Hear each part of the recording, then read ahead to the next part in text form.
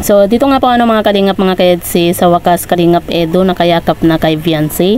So yan po yung ating pag-uusapan po mamaya mga kalingap mga kaedsi. Pero bago po natin ipagpatuloy ang video ito sa mga bago pa lang po sa ating munting channel, wag po natin kalimutang suportahan ang ama ng Kalingap Kuya Val Santos Matubang at Kalingap Rab. At paunawa panoorin po muna ang full video bago mag-comment para malaman ang nilalaman nito. So dito nga po mga kalingap mga kaedsi, sa wakas Kalingap Edu nakayakap na kay Viancy. O diba? Alam ko po mga kalingap mga kaedsi, marami na po sa inyo ang nakapanood dun nga po sa pag-practice nga po ng sayaw nitong si Kalingap Edu ng mga K-boys, mga Kalingap Angels nga po para po sa birthday nga po ni Pau. At talagang grabe mga kalingap. Hanggang ngayon hindi po ako nakaka-move on nga po dito sa dalawang ito na talagang grabe. Yun bang sa dami po nilang nagpa-practice pero akala mo sila lang pong dalawa yung nandoon po sa sobrang pagpapakilig po ng dalawa. At talagang yun yung habang seryoso po yung iba na nagpa-practice, tapos itong dalawa naman na ito talagang nandun yung kulitan no. Grabe mga kalingap, hanggang ngayon hindi po ako nakaka-move on sa kulitan ng dalawang ito sa kaswitan. At yan nga po mga kalingap mga kaedsi, siyempre 'di ba? Kumbaga at yan nga po mga kalingap mga kaedsi, sa wakas nakayakap na rin po itong si Kalingap Edu, kahit na sabihin po nating back hug, 'di ba?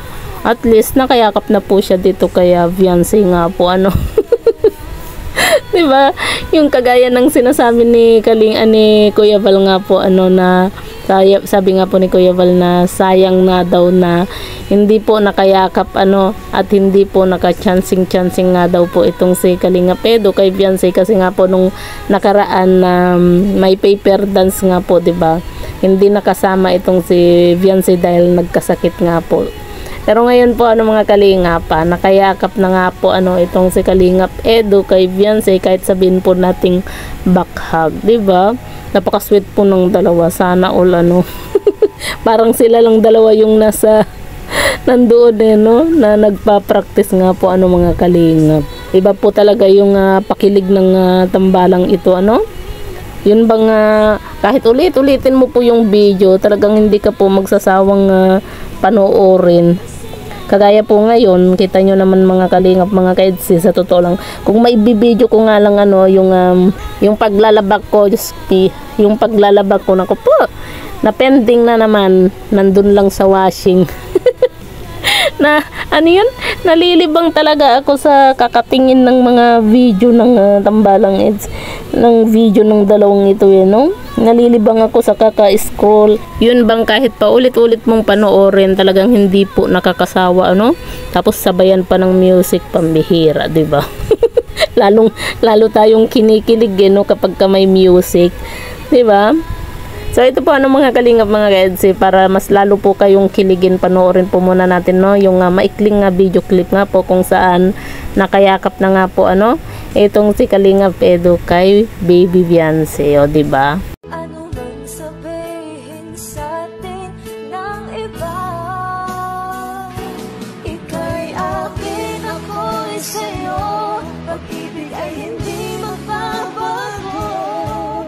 Habang buhay, ikaw lang at ako, sa dulo ng walang hanggan, mula ngayon kailan pa man. At lagi mong isipin, ikaw lang at ako, mahal ko.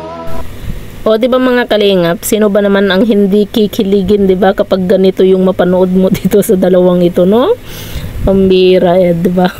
Pambihira Grabe mga kalingap, sa totoo lang, napepending na yung mga trabaho ko. Kagaya po ngayon, naglalaba ako. Hanggang ngayon hindi ko pa natapos-tapos dahil nga po sa kakapanood.